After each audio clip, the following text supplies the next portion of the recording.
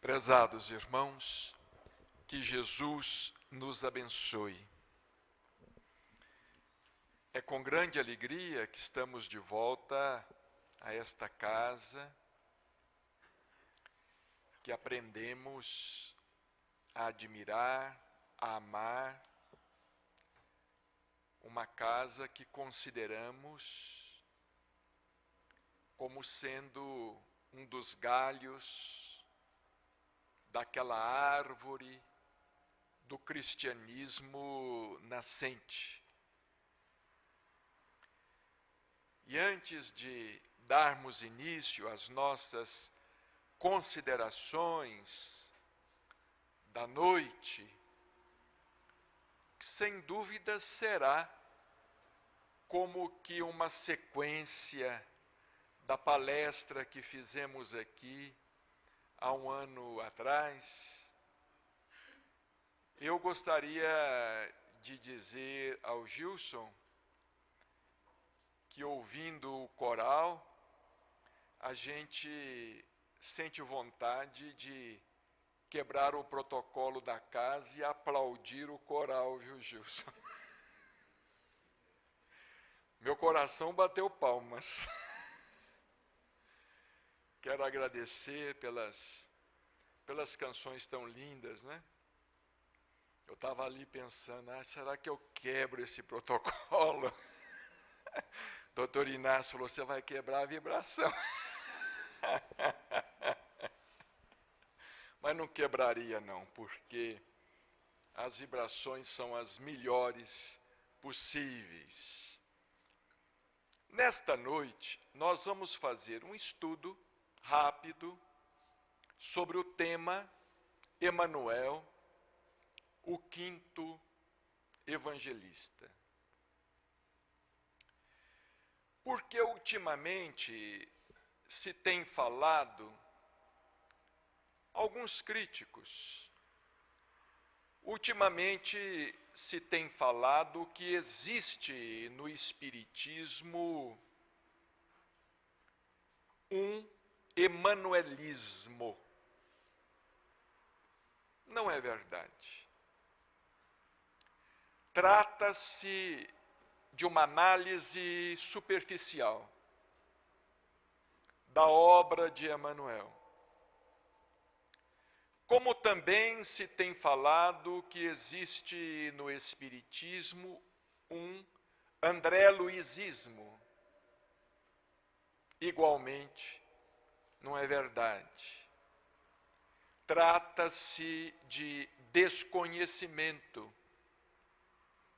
Falta de um estudo mais aprofundado da obra mediúnica da Lavra de Chico Xavier. Porque também não temos no Espiritismo um chiquismo. Como também não temos um kardecismo. Porque a doutrina não é de Kardec.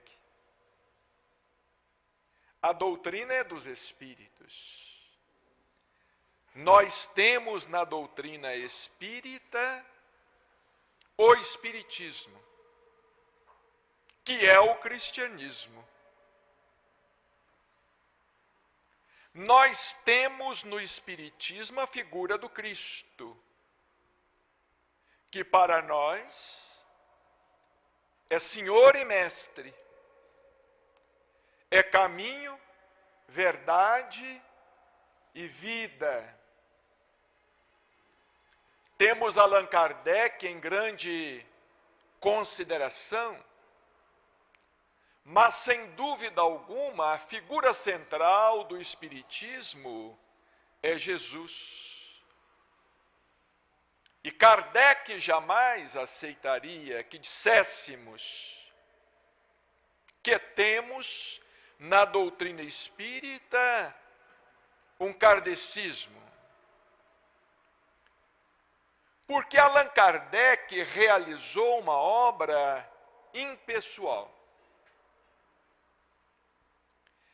tanto realizou uma obra impessoal que ele abdicou do próprio nome. Ele deixou de lado o seu nome de ilustre pedagogo, de humanista, por que não dizer de gênio, Hippolyte Léon Denisard Rivaio,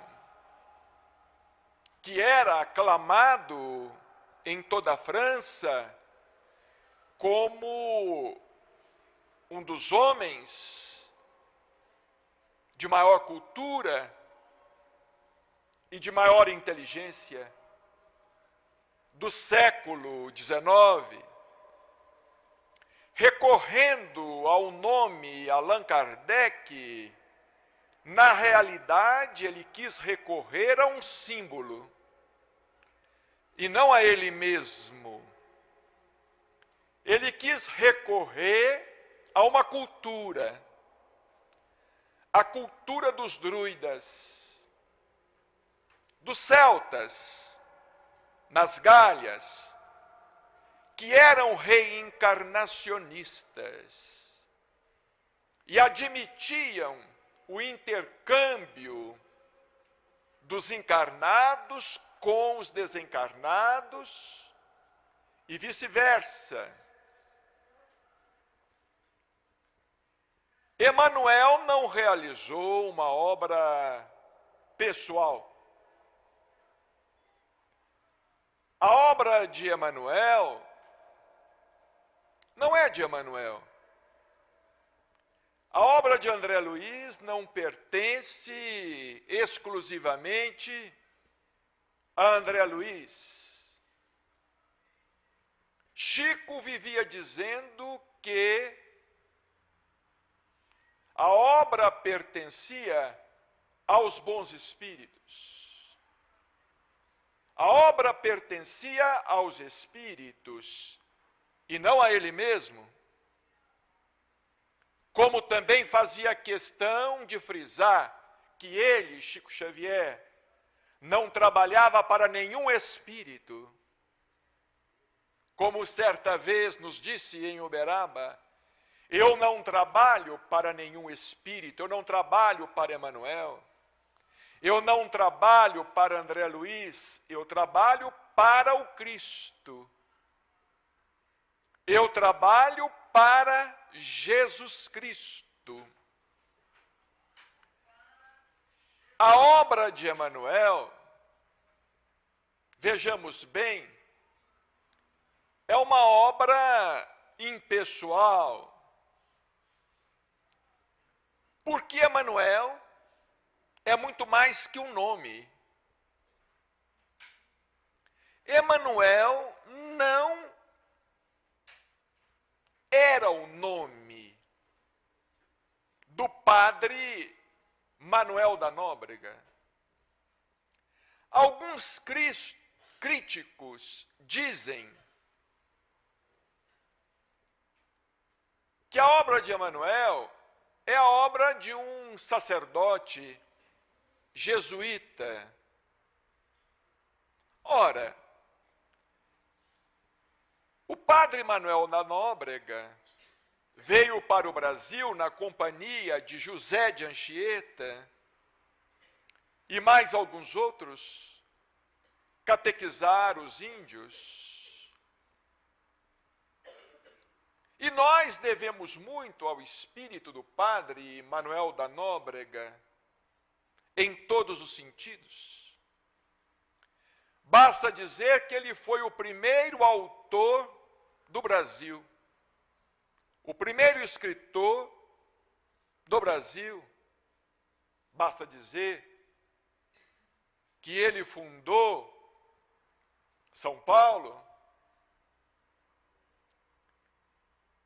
que é considerada o coração do Brasil pela sua pujança, pela sua grandeza, pela sua condição de metrópole do progresso, respeitada no mundo inteiro. na verdade, era o nome do Cristo. Era o nome de Jesus.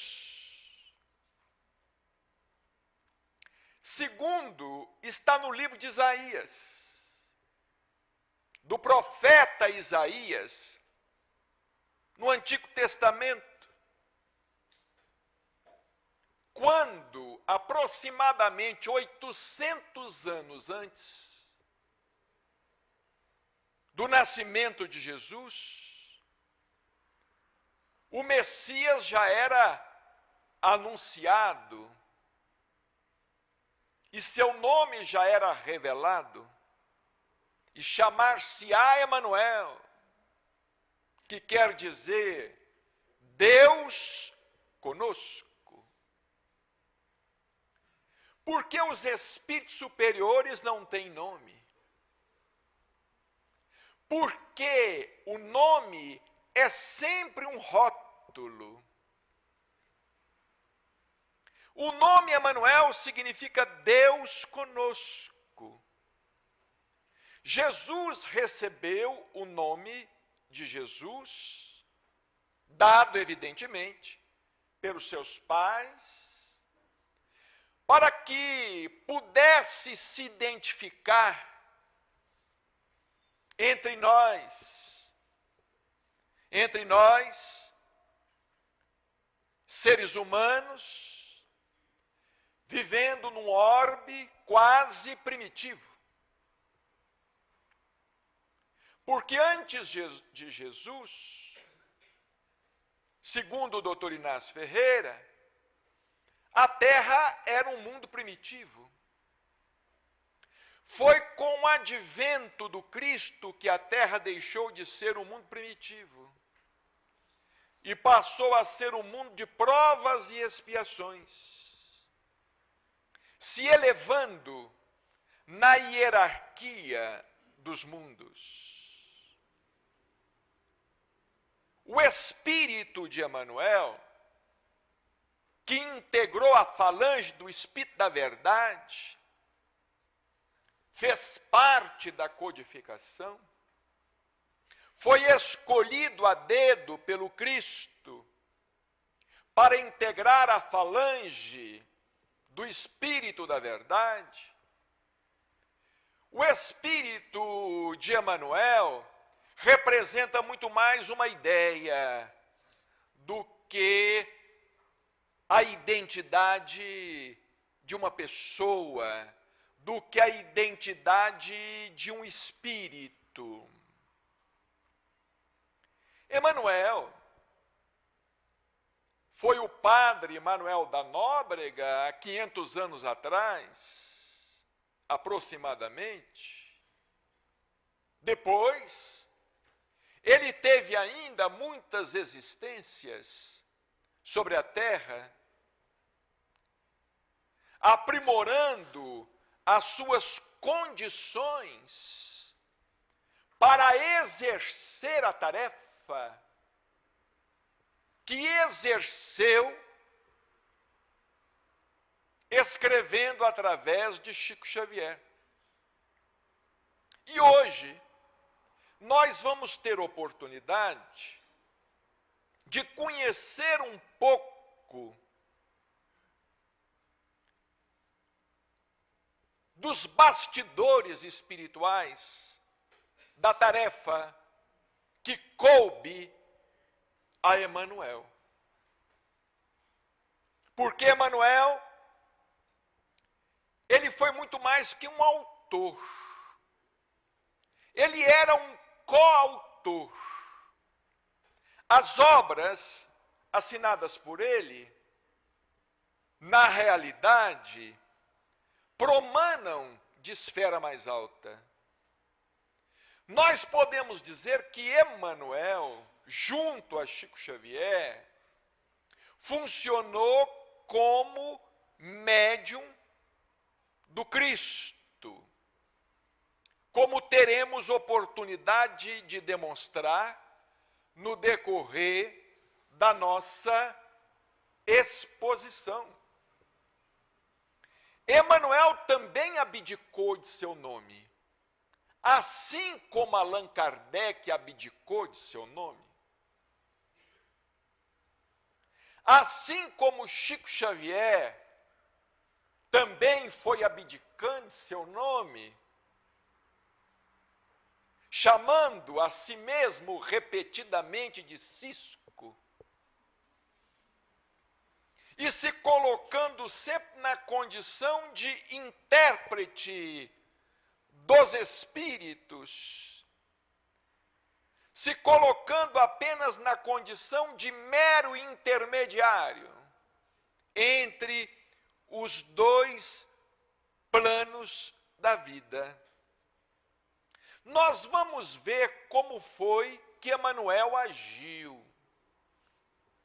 Emmanuel e a falange espiritual, porque, dizia Chico Xavier, algumas vezes ele nos confidenciava que muitos franceses do tempo de Allan Kardec haviam reencarnado no Brasil. Aliás, muitos europeus vieram para o Brasil,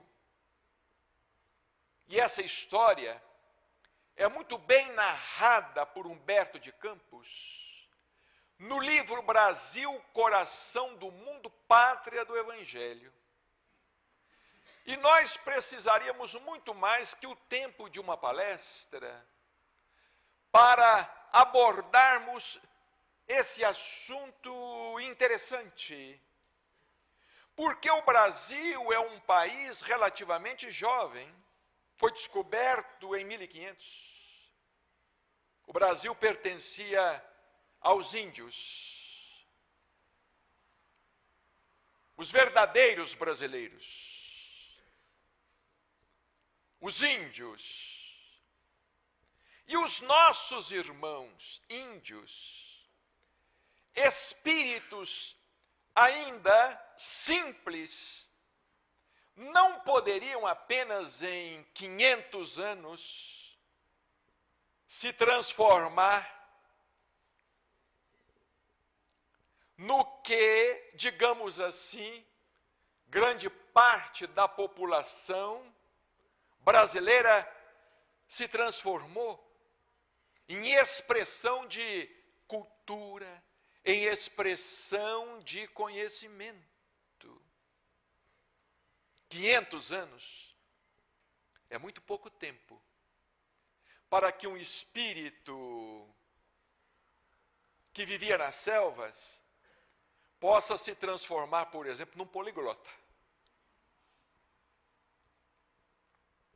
Isso significa, de certa forma, muitos de nós somos espíritos que estamos aqui exilados. Viemos para o novo mundo com o compromisso de fazer com que realmente o Brasil seja o coração do mundo e a pátria do Evangelho. Mas acompanhemos rapidamente o trabalho de Emmanuel nos bastidores do mundo espiritual. Porque Emmanuel, ele só vai aparecer na vida de Chico Xavier, na atual encarnação, na encarnação que Chico Xavier cumpriu. Ele só vai aparecer em 1931, quando Chico Xavier estava com 21 anos de idade. Mas nós sabemos que Chico Xavier nasceu médium. Nós sabemos que Chico, desde os 4 anos de idade, conversava com os espíritos, enxergava os espíritos, conversava com os espíritos proveitosamente. Ele não era importunado pelos espíritos. O diálogo era inteligente. Aos 4 anos de idade, ele explica com palavras científicas para os seus pais o caso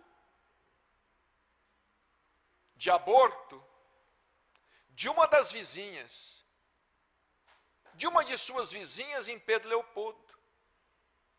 Aquele menino, de 4 para 5 anos de idade, estava voltando da missa com seus pais, escuta a conversa dos pais e diz: o que aconteceu foi uma questão de nidação e o ovo assumiu uma posição ectópica. Ele mal sabia falar.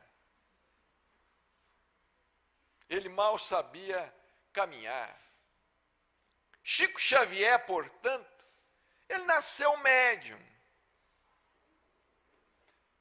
Ele se torna espírita aos 17 anos de idade.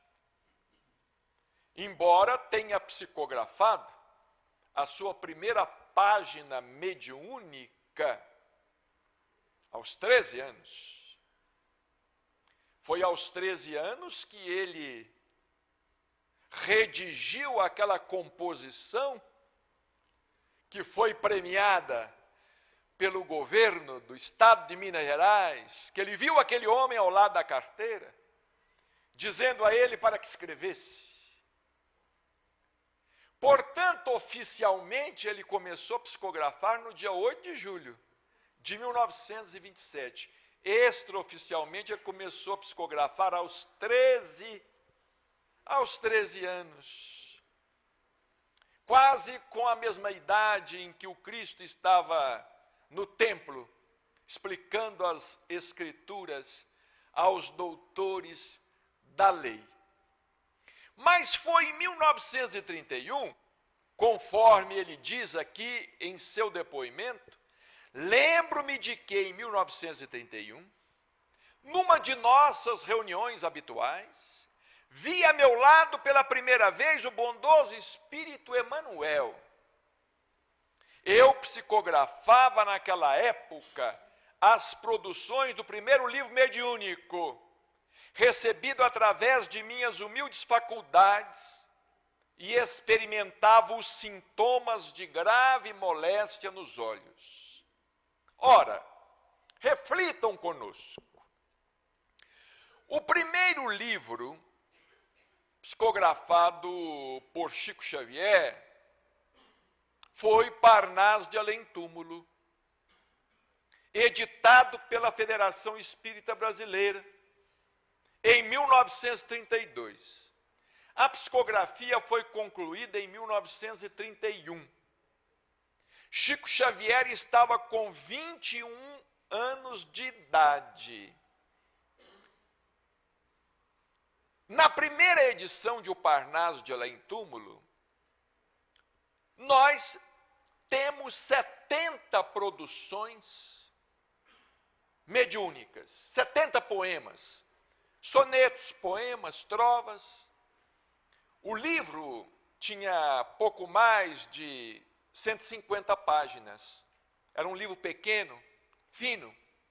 Não era como hoje, com as edições novas que foram aumentadas. Era um livro pequeno.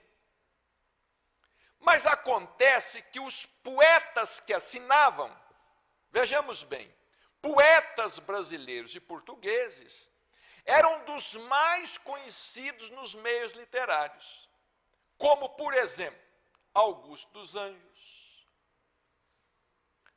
Castro Alves, João de Deus, Guerra Junqueiro,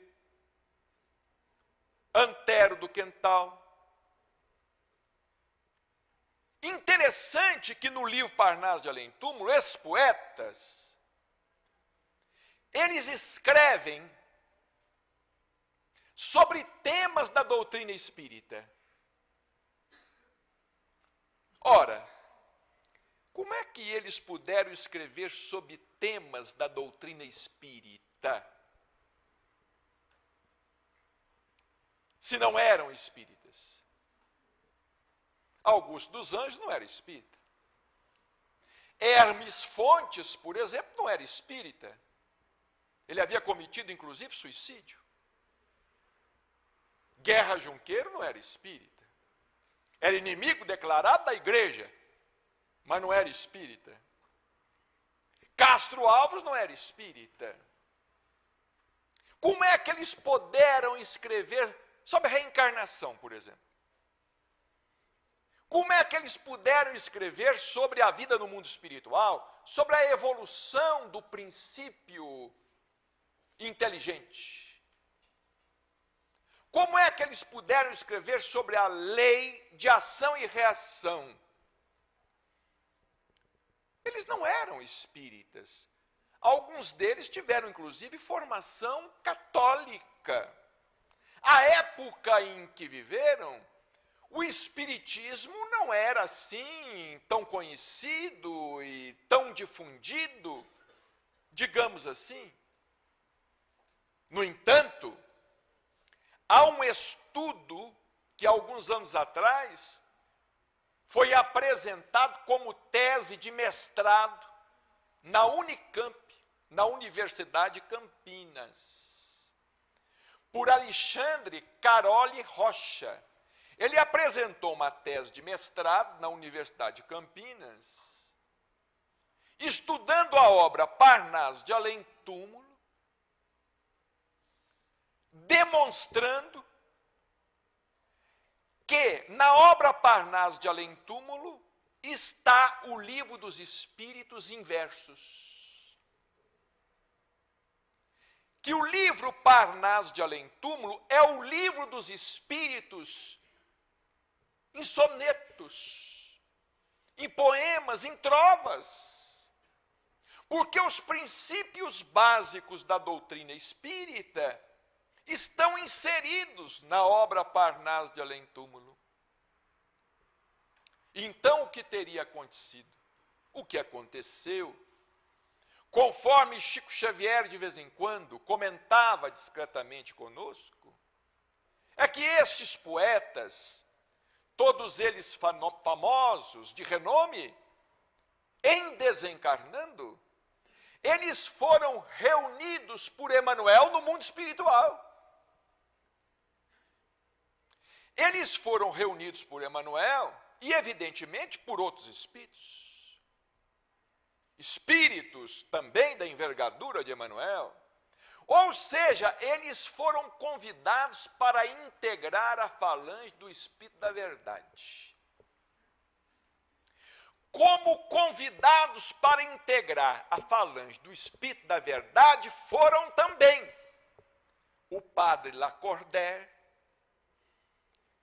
que tem mensagens lá no Evangelho segundo o Espiritismo, o padre Lamennais, o padre Vianney, todos eles com páginas em o Evangelho segundo o Espiritismo, Santo Agostinho e tantos outros dissidentes do pensamento ortodoxo da Igreja Católica.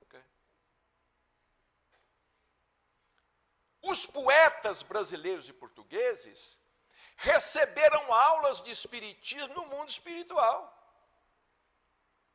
Porque nós achamos que o espiritismo só é estudado aqui na Terra. É uma coisa curiosa, que o doutor Inácio Ferreira estuda nesta obra que foi anunciada aqui. Eu não estou fazendo propaganda dela absolutamente, mas é uma obra que me encantou sobremodo, Jesus e o Espiritismo, porque a doutrina espírita é doutrina dos espíritos. Então, antes de existir na Terra, ela existia no mundo espiritual. Ela existe nas dimensões espirituais. Esses espíritos foram reunidos por Emmanuel, esses poetas. E Emmanuel explicou a eles, olha, nós temos um médium na Terra. A conversa deve ter sido mais ou menos assim. Nós temos um médium na Terra, semi-analfabeto. É um menino de 17 anos, lá do interior, mora numa cidadezinha perto de Pedro Leopoldo, perto de Belo Horizonte, chamada Pedro Leopoldo. Ele é médium, ele é sensitivo, e nós estamos dando sequência através dele do movimento de restauração do Evangelho. O movimento do cristianismo redivivo. Nós oferecemos a vocês uma oportunidade para vocês escrever. Redimirem-se dos versos profanos que escreveram quando encarnados. Redimirem-se de seus versos luxuriantes. Redimirem-se de seus versos, digamos, um tanto quanto imorais. E oferecemos a vocês oportunidade de agora cantarem a imortalidade, exaltarem o Evangelho do Cristo, mostrarem que não existe morte. Vocês aceitam? Muitos aceitaram. Aceitamos. Mas então, olha, não existe morte. Vocês vão escrever sobre a reencarnação. Vocês vão escrever os versos. E eu vou revisá-los. Porque Chico dizia que os poemas eram revisados por Emmanuel. Os sonetos não eram revisados na forma, mas no conteúdo. Não eram... Na forma não havia necessidade, porque são grandes poetas, mas no conteúdo, na mensagem. Interessante que o Chico nos dizia o seguinte: se vocês tiverem a preocupação de pegar o primeiro volume, a primeira edição do livro Parnaso de Além Túmulo, que hoje é uma raridade, eu tenho, mas não empresto para ninguém, e ganhei de presente do próprio Chico, está quase desmanchando, mas ainda está inteiro. Se vocês pegarem a primeira edição do Parnaso de Além Túmulo, vocês vão se deparar, por exemplo, com poemas do Guerra Junqueiro. O Guerra Junqueiro continuando a criticar a igreja. Emmanuel falou com ele: olha, poeta, nós tínhamos combinado. Nós tínhamos combinado. Se o senhor não mudar o rumo da sua inspiração, só vai ter que procurar outro médium.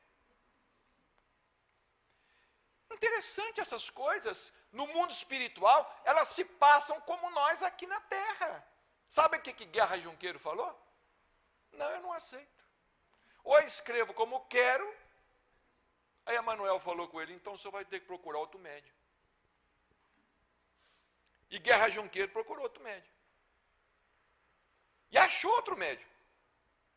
Achou uma médium aqui no Brasil, América Delgado. E escreveu um poema, um livro através dela, que foi editado pela Federação Espírita Brasileira, Os Funerais da Santa Sé. Enterrou. Queria escrever pelo Chico. Emmanuel falou: não, pelo Chico não. Porque o nosso propósito é escrever construindo. É uma nova proposta. Nós não vamos atacar, nós não vamos combater. É uma nova proposta, é a fraternidade, é o Evangelho. O senhor vai nos desculpar. Chico contava isso para nós. Então vejamos que o trabalho de Emmanuel, quer dizer, as pessoas que analisam a obra de Emmanuel rapidamente não sabem de certos detalhes. Não conhecem os bastidores da tarefa no mundo espiritual. Emmanuel, junto a Chico Xavier, ele era um supervisor. Ele era um supervisor. Ele não era, basicamente, ele mesmo o autor. Quer dizer, alguém precisava assumir a autoria. Por exemplo, quando ele escreveu há 2000 anos. Há 2000 anos. Ele conta a sua própria história. Em tese, ele usa a sua própria vida como senador, Públio Lentulus, para falar sobre os primórdios do cristianismo. Mas por que na hora de assinar ele não assinou Públio Lentulus? Ele assinou Emanuel. Por que ele não assinou Padre Manuel da Nóbrega? Por que ele não assinou Padre Damiano, que é ele mesmo, lá no livro Renúncia, conversando com Alcione, ensinando a Alcione a interpretar o Novo Testamento? É interessante a gente pensar nisto. Por que ele assinou Emanuel, que significa Deus conosco? Porque ele também estava sendo médium, ele estava sendo intérprete, ele estava sendo mensageiro. E nós vamos ver como Emanuel foi encarregado realmente de realizar um resgate histórico e doutrinário do cristianismo na condição de médium do Cristo. Trabalho que foi iniciado por Allan Kardec, mas que não foi concluído. Allan Kardec não teve condições de concluir, porque, olha, o Espiritismo, na verdade, é uma doutrina que nunca acaba, não tem ponto final. Em Espiritismo nunca vai dizer assim, ponto final, acabou. O Espiritismo é uma doutrina dinâmica, é uma doutrina que está atrás da verdade integral, e nós estamos ainda muito longe dessa verdade integral. Enquanto nós tivermos coisa para conhecer sobre a vida, o Espiritismo estará conosco, nos ensinando, nos revelando. Então nós não podemos dizer que Kardec veio à Terra para trazer o Espiritismo todo. Ele trouxe os princípios básicos inamovíveis. Princípios que jamais serão ultrapassados. Ele trouxe o alicerce. Mas sobre o alicerce está se erguendo um edifício que vai tocar o infinito.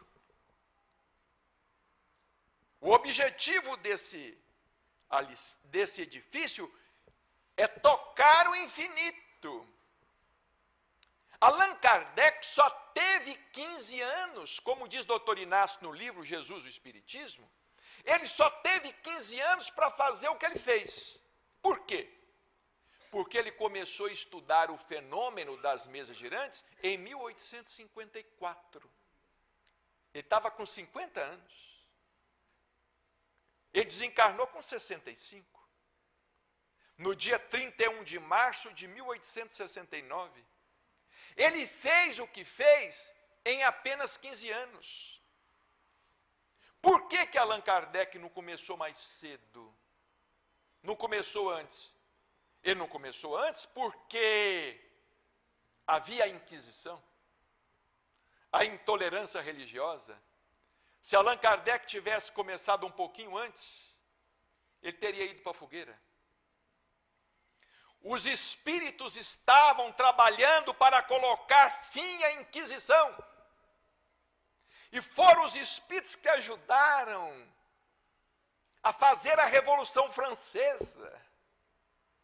Para que a Revolução Francesa, não é, sob os auspícios do Iluminismo, para que a Revolução Francesa permitisse a liberdade de pensamento. Quando a Bastilha caiu,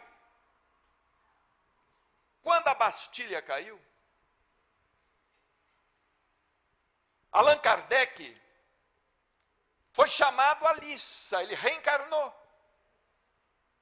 E durante aquele tempo ele se preparou para a obra que realizaria na condição de codificador. Ele não teve tempo, ele não teve muito mais tempo. Interessante que se nós formos ler a Revista Espírita, porque Allan Kardec desencarnou em 1869. Ele lançou o último livro dele, a Gênese, em 1868, em janeiro de 1868. Em 1867, ele estava muito doente. Ele estava com aneurisma cardíaco. E o doutor Demeure, que era um dos espíritos que assistiam a ele, falava com ele assim: olha, Rivaio, você não se esforce muito não, mas corra para terminar esse livro.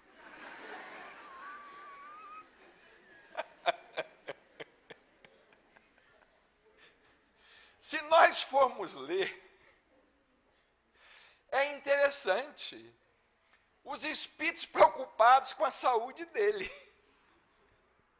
falando com ele: olha, não se esforce demais não, porque Allan Kardec, para escrever, ele escrevia mais à noite, de madrugada, e como fazia muito frio na França, ele tinha que acender a lareira.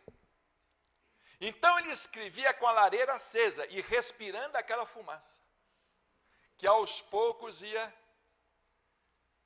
prejudicando a saúde dele. Então o doutor Demeure falava com ele: olha, não se esforce muito não, mas corra para terminar esta obra.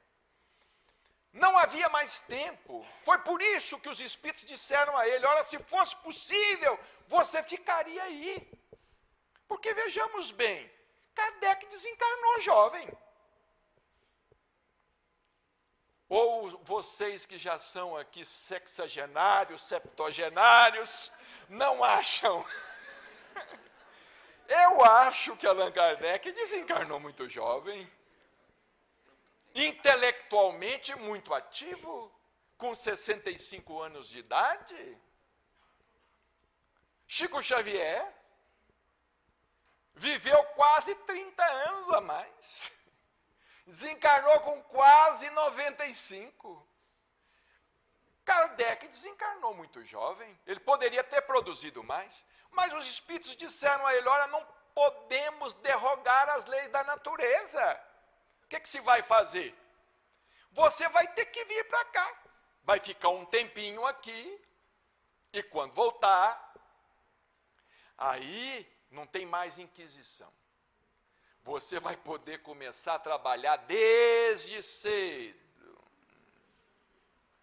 Está muito claro, não está? Mais claro do que isso, só o sol que fez Paulo de Tarso cair lá no deserto de Damasco e ter aquela visão de Jesus, redivivo. Então, Emmanuel, ele veio efetuar um resgate histórico e doutrinário do cristianismo. Porque o que é o Espiritismo? O Espiritismo é uma doutrina nova? Não. O Espiritismo é o cristianismo. O Espiritismo é o Evangelho redivivo. O Espiritismo é o Consolador prometido. Inclusive, Jesus, lá no Evangelho de João, diz assim: olha, se me amais, guardai os meus mandamentos. E eu vou rogar ao Pai. Eu vou pedir ao Pai, e Ele vos enviará, ou algumas traduções dizem assim, e Ele vos enviará outro Consolador. Outro Consolador. Eu, quando leio isso, eu fico até meio pensando assim: meu Deus, será que pode vir um outro depois desse outro? Será que nós vamos fazer com o cristianismo, vamos fazer com o espiritismo o que nós mesmos fizemos com o cristianismo? Transformando o cristianismo numa religião ortodoxa, numa religião com todo respeito, numa religião com todo respeito, não é? Dogmática, repleta de dogmas, com todo respeito, não livre, não é? Não livre, vamos dizer que abdicou da razão, não é? Simplesmente da fé, levada aos extremos, não da fé verdadeira, da fé raciocinada. Então está lá no Evangelho de João. Vou pedir o Pai para mandar outro Consolador. Doutor Inácio fala comigo, meu filho, esse outro Consolador, isso é preocupante. Porque isso significa outro Consolador, que pode vir outro. Se a gente não souber preservar esse patrimônio que nós temos hoje. Porque vocês sabem, as trevas agem. Quem é que desvirtuou o cristianismo? Os cristãos. Quem é que pode desvirtuar o espiritismo? Os espíritos. Então, Emmanuel veio realizar esse resgate histórico, que nós vamos acompanhar agora. Vejam que coisa curiosa, como é que os espíritos quiseram aproveitar Chico Xavier em Pedro Leopoldo, no sossego de Pedro Leopoldo. Numa cidade que naquela época, gente, só tinha, era mais ou menos 10 mil habitantes. Só tinha uma rua calçada, me parece, que era a rua da igreja. Da igreja São Sebastião. Era a única rua calçada. O resto era poeira, era natureza, aquele bucolismo. E mesmo assim, os espíritos querendo mais sossego para o Chico Xavier, arranjaram para ele um emprego numa fazenda. Você vai trabalhar na fazenda modelo, no meio do mato, ouvindo os bois mugirem, as vacas, os passarinhos cantar, e tem mais, você vai escrever no porão de uma casa, que foi na casa do porão do ex-patrão dele, Dr. Rômulo Joviano. Olha como é que os espíritos quiseram aproveitar Chico Xavier em Pedro Leopoldo. Naquela época em que ele ainda não era tão procurado, não havia tanta romaria, tanta peregrinação. Não é? A imprensa ainda estava assim meio tímida, porque depois o sossego dele acabou. Como ele falava lá em Uberaba, olha, depois que nós fomos ao programa Pinga Fogo, isso foi em 1971, acabou. E ele falava assim com a gente, Emmanuel pretendia continuar escrevendo, mas como? Eu, para escrever um romance destes, eu precisaria ficar isolado. Paulo e Estevão foi uma gestação, foram 9 meses. Verdade, ele não tinha condições mais. Mas os espíritos, sabendo disso, olha como é que os espíritos têm a visão do futuro. Coisa que a gente não tem. Porque os espíritos vivem no futuro. Nosso lar é uma cidade futurista. A desencarnação é o futuro de vocês todos.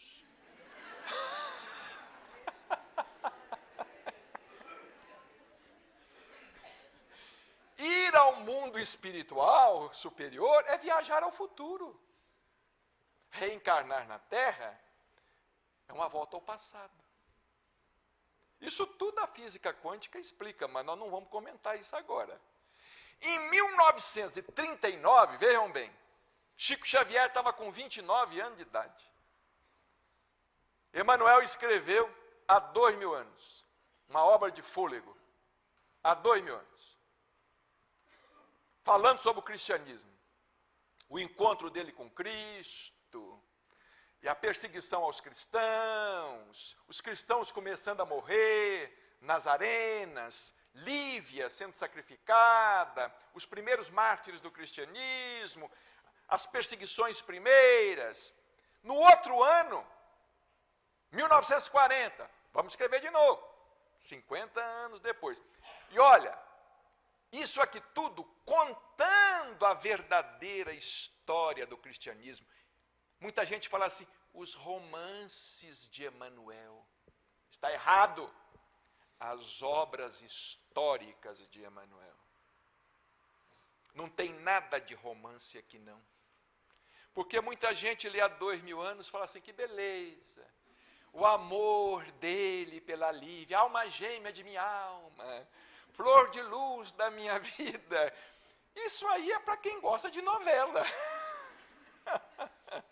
Isso é para quem gosta de novela. O que é conosco mesmo, né? Porque a cultura do brasileiro é do plim-plim. Né? É a cultura do brasileiro, né? É a cultura global. Mas não tem nada de romance, não. As obras históricas de Emanuel, as obras culturais de Emanuel, reescrevendo a história do cristianismo, que ninguém sabe direito. Por quê? Porque tudo se perdeu sob o cristianismo nos tempos primitivos. Existem poucos registros confiáveis. Os registros confiáveis são poucos. São tão poucos que os historiadores chegam a duvidar que Jesus tenha existido. São tão poucos que os historiadores chegam a questionar, será que existiu mesmo? Não é? Será que existiu mesmo? Alguns historiadores questionam. Não é? Então vejamos, em 1940, 50 anos depois, em 1942, talvez a obra-prima, a obra histórica prima, Paulo e Estevão. Por quê? Por quê? Porque, escrevendo sobre a vida de Paulo,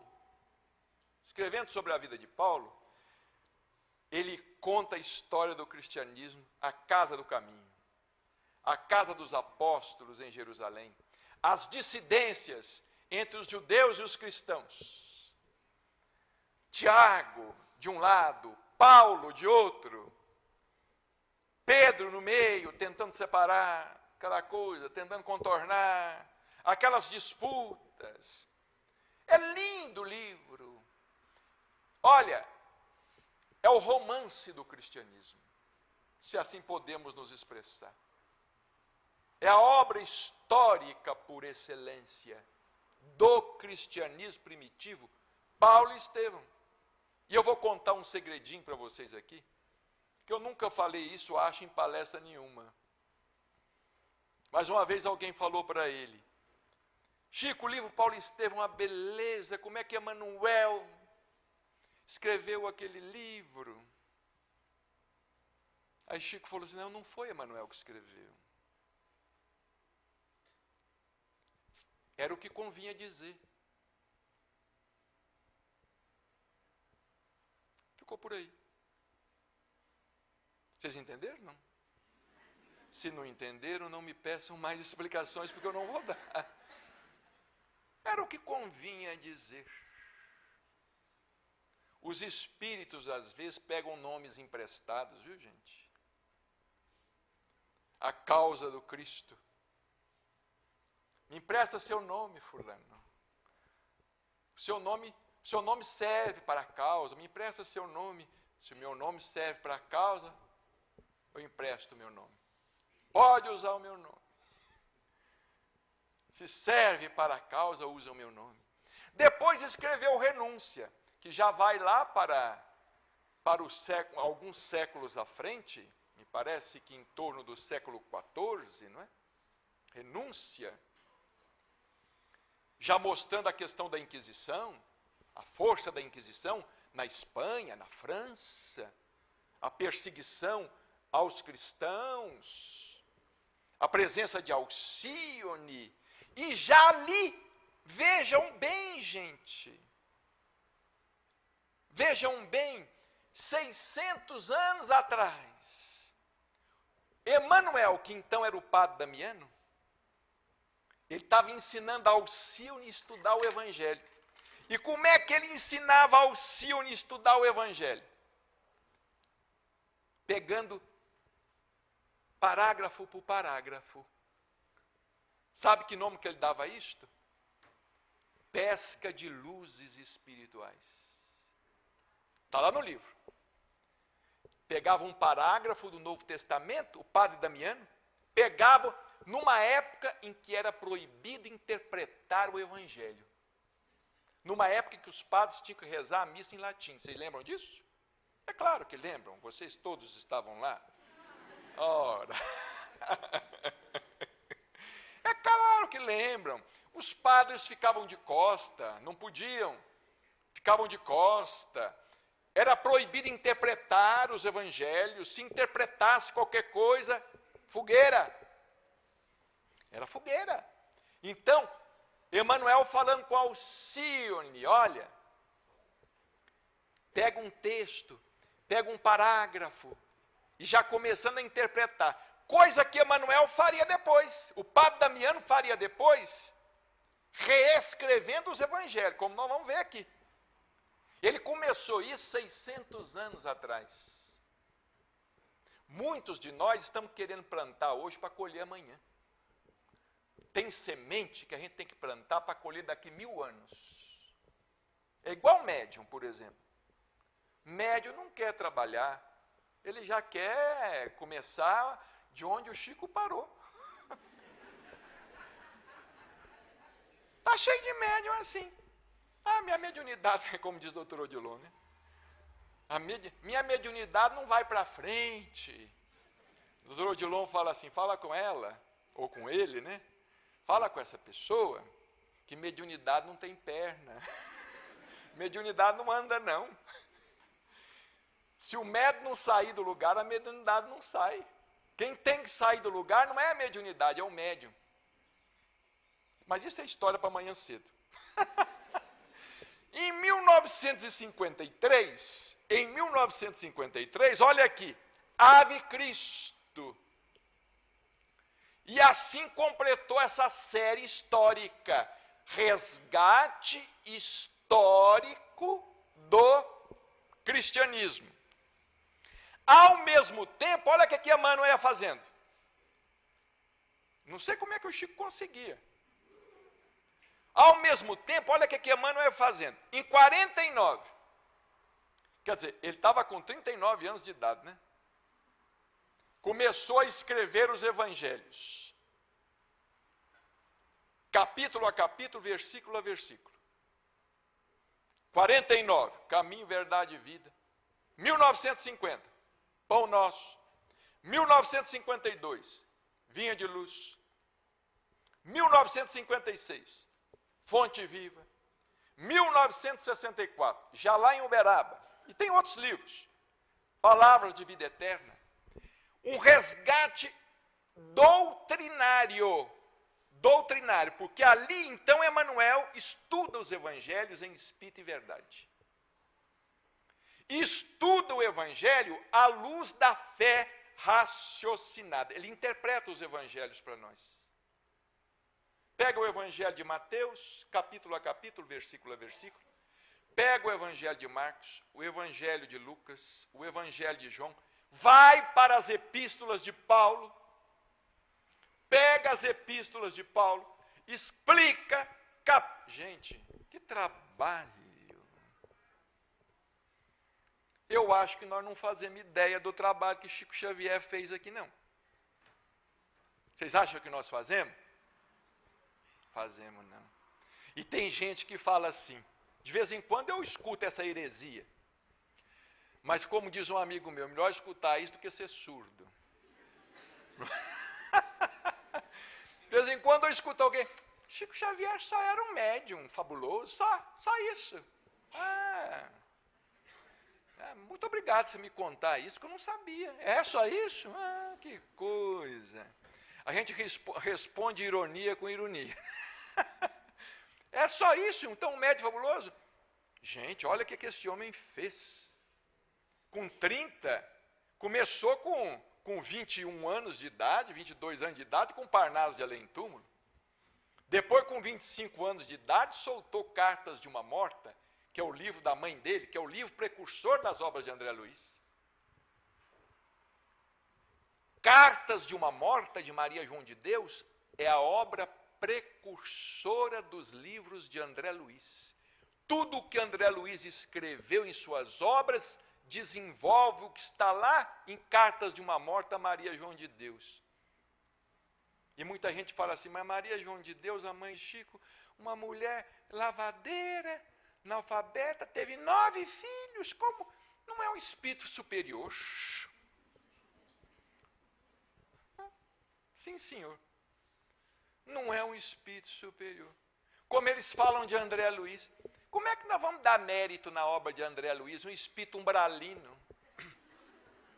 Ficou não sei quanto tempo no umbral. Ué, nós estamos no umbral também, aqui é umbral. Aqui é umbral.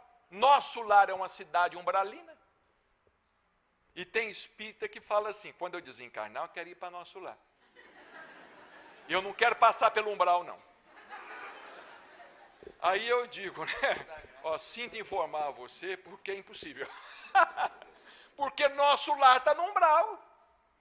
É claro, está no umbral fino, mas é umbral. Mas ainda é umbral.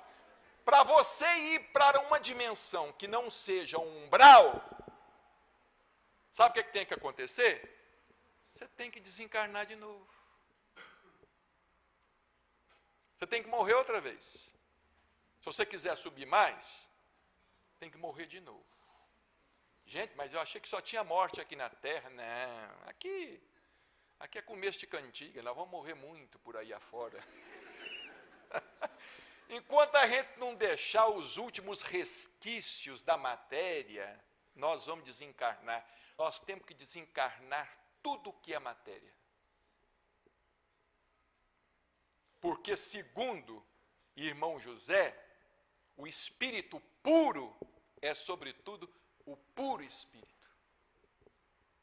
Espírito puro é o puro espírito. Então, nós vamos ter que desencarnar os últimos resquícios de matéria. Perispírito é um corpo muito grosseiro.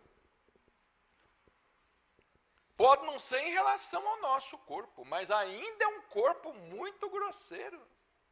Não é? Continuando a obra de Emmanuel, porque senão o tempo voa, né?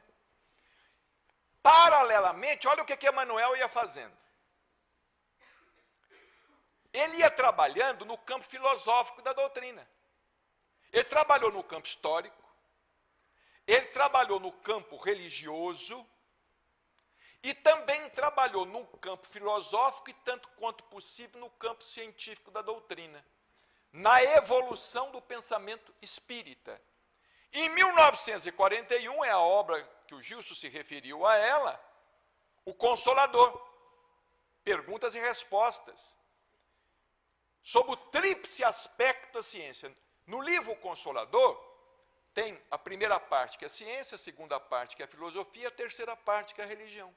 411 perguntas, 411 respostas. Não são respostas de Emmanuel, são respostas por Emmanuel. Não são respostas de Emmanuel, são respostas por Emmanuel. Em 1952, o livro Roteiro, que poucos espíritas conhecem, uma obra fantástica, que estuda também a evolução do pensamento espírita. Em 1960, Religião dos Espíritos, comemorando o centenário de O Livro dos Espíritos, foi comemorado em 1957, mas a obra só saiu em 1960. E, curiosamente, esse título, Religião dos Espíritos, era para ser o título de O Livro dos Espíritos. O Livro dos Espíritos era para ter este nome, Religião dos Espíritos. Fonte, quem quiser saber a fonte, é só buscar o livro do Dr. Canuto de Abreu, que foi o maior pesquisador da vida de Allan Kardec no Brasil e no mundo, porque ele ia à França com frequência para recuperar documentos de Allan Kardec. E ele trouxe muita coisa para o Brasil. E ele escreveu uma obra que chama-se O Livro dos Espíritos, sua tradição histórica e lendária. É um livro que pode ser conseguido em São Paulo, numa editora, Lar da Fraternidade Universal. Estava esgotado, me parece que agora eles estão reeditando. Tem um amigo nosso em São Paulo que esses dias conseguiu comprar 20 exemplares. Parece que eles estão fazendo só por encomenda. O Livro dos Espíritos, sua tradição histórica e lendária. Religião dos Espíritos era para ser o título de O Livro dos Espíritos. Esse título esperou 100 anos e foi aproveitado de novo nesta obra. Em 1961, Seara dos Médiuns, comemorando o centenário de O Livro dos Médiuns. Depois, Justiça Divina, comemorando o centenário, as datas aqui estão trocadas no slide. Depois, o Livro da Esperança, comemorando o centenário de o Evangelho segundo o Espiritismo. Mas não era só Emmanuel que trabalhava. Em 1943, começa a trabalhar André Luiz. E olha o trabalho de Emmanuel novamente, com o Nosso Lar. André Luiz foi o Dr. Carlos Chagas. Tem muita gente que não aceita, fala que a biografia não bate e não bate mesmo. Foi escrita para não bater. Tem muita gente que fala assim, não, foi Dr. Oswaldo, não tem nada de Oswaldo Cruz. Outros aí falam que foi o Esponcel, não sei quem, não tem nada de Esponcel. Lá em Uberaba todo mundo sabia, com o Chico, que era Dr. Carlos Chagas, um dos benfeitores da humanidade, médico sanitarista, um homem extraordinário, um cientista, o Dr. Carlos Chagas. Estudar a vida dele é muito interessante. Tem um livro que foi escrito pelo filho dele, Carlos Chagas, meu pai, uma coisa assim. Vejamos bem, André Luiz é um pseudônimo. Carlos Chagas, ou André Luiz, ele era médium de outros espíritos no mundo espiritual. Nosso Lar não é de autoria só de André Luiz. Ele contou a experiência dele, mas ele transmitia ensinamentos de uma equipe espiritual. Chico dizia para nós que a obra de André Luiz pertenceu a uma equipe de 13 espíritos. 12 mais um, que era ele. 12 mais um, que era ele. 13 espíritos. Essa obra que começa com o Nosso Lar, Mensageiros, Missionários da Luz. Por exemplo, quem que é o autor do livro Nos Domínios da Mediunidade? É André Luiz? Não. Quem que é o autor? É Aulus. É Aulus. André Luiz só transcreve. Quem que é o autor, por exemplo, do livro Missionários da Luz? É André Luiz? Não. É Alexandre. André Luiz só transcreve. E quem que é Alexandre? É um pseudônimo. Quem é Aulus? É um pseudônimo. Como Veneranda também era um pseudônimo. Agora, Veneranda a gente sabe quem é. Porque Chico falou. Veneranda, ela foi a Rainha Santa Isabel de Aragão. A Rainha Santa Isabel de Aragão, Veneranda. Clarencio, quem que é Clarencio? A gente não sabe quem era Clarencio. E vai por aí afora. No mundo maior, quem que é Calderaro? A gente não sabe. Agora, pelo que esse pessoal conhecia de espiritismo, ou conhece de espiritismo, a gente deduz facilmente que eram aquelas mesmas entidades da codificação. Pelo conhecimento que esse pessoal demonstra de espiritismo nas obras de André Luiz. Onde é que eles adquiriram esse conhecimento? Não é? Tem horas que eu acho que o Chico tinha que largar de ser um pouco tão modesto e colocar os nomes que precisava colocar nas obras. os espíritos precisavam largar de ser tão modestos, se tivessem colocado os nomes que precisavam colocar nas obras, né? Mas se tivesse também colocado os nomes que precisava colocar nas obras, muita gente ia falar, tá vendo? Chico Xavier, com 1943, estava com 33 aninhos de idade. Tá vendo? Esse médico está fascinado. Está recebendo Erasto, Timóteo. Tá vendo? Olha, está fascinado. Está recebendo essa turma da codificação, está recebendo o Espírito da Verdade. Está recebendo essa turma toda, recebendo Paulo. Esse médico está fascinado. E essa obra de André Luiz, interessante, eu vou contar para vocês uma história. Estamos quase encerrando. Chico contava para nós, isso aí ele contou para pouquíssima gente, porque o Chico não falava dele. Emmanuel, quando o Dr. Carlos Saga desencarnou, Emmanuel foi atrás dele, para ele escrever através de Chico as suas experiências de vida além da morte. E levou ele para conhecer Chico Xavier lá em Pedro Leopoldo. Então conta o Chico que viu Emmanuel chegar com aquele espírito assim meio abatido, meio triste. Encostou no portal assim, uma casa de 4 cômodos, o banheiro é lá fora. Uma casa muito pobre. Aí quando Emmanuel disse assim, este aqui é o médium pelo qual você irá escrever. André Luiz caiu de joelhos diante dele. Deve ter sido uma cena maravilhosa. Quem será que André Luiz viu, né? Naquele momento, né? Naquele momento. Aí Chico perguntou, o senhor vai escrever com que nome que o senhor vai escrever? Qual o nome que o senhor vai usar? Aí o irmão de André Luiz, de Chico, estava dormindo. Aí ele perguntou assim, qual que é o nome? Como é que chama seu irmão? Aí o Chico falou assim, chama André Luiz.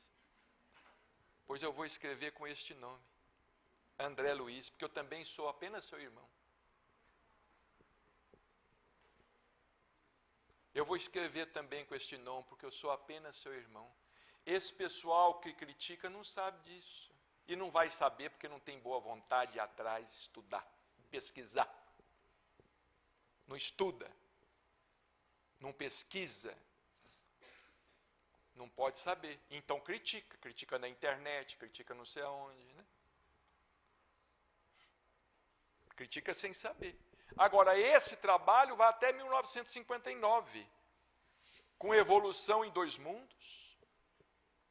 Evolução em Dois Mundos é o livro, praticamente, que comemora o centenário da Gênese, né? Que foi lançado em 1868, mas depois de Evolução em Dois Mundos, ainda tivemos E a Vida Continua, uma outra obra fantástica. Aliás, para quem não é espírita, eu não recomendo que comece por Nosso Lar, não. Eu recomendo que comece por E a Vida Continua. Lê primeiro E a Vida Continua. Depois você vem em Nosso Lar. E, finalmente, só para encerrar, começa a 4ª fase da tarefa mediúnica de Chico Xavier a partir da década de 70, com os jovens desencarnados. Aí os poetas já tinham falado o que tinham que falar, os filósofos já tinham falado o que tinham que falar, os doutrinadores já tinham falado o que tinham que falar, abriram as porteiras do mundo espiritual e falaram com a turma, ó negada, agora vocês podem ir. Aí começou a vir filho, pai, mãe, esposo, avô, avó, parente, amigo. Começou essa fase consoladora, mais consoladora da mediunidade de Chico Xavier, mas com Emmanuel presidindo tudo, orientando esses jovens todos, como ele fez com os poetas, como ele fez com André Luiz, como ele fez com Humberto de Campos, quando Humberto de Campos desencarnou. Foi Emanuel que foi atrás dele. O senhor quer escrever? O senhor se mostrou simpático ao espiritismo? O senhor quer escrever através de um médium? Porque quando saiu o Parnaso de Além Túmulo, Humberto de Campos foi um dos únicos da Academia Brasileira de Letras que deu uma opinião favorável à obra de Chico Xavier. Aí começou a vir Entre Duas Vidas, Jovens no Além, Somos Seis, Vozes da Outra Margem. São mais de 100 livros com esses depoimentos, com essas cartas, mostrando a realidade do mundo espiritual. E, finalmente, a reencarnação de Emanuel, tarefa concluída. Posteriormente, a desencarnação de Chico Xavier, e as posições iriam se inverter. Como Chico nos falou, que Emanuel dizia para ele: olha, Chico, quando você passar para o lado de cá, você vai ver como é difícil guiar um médium na terra.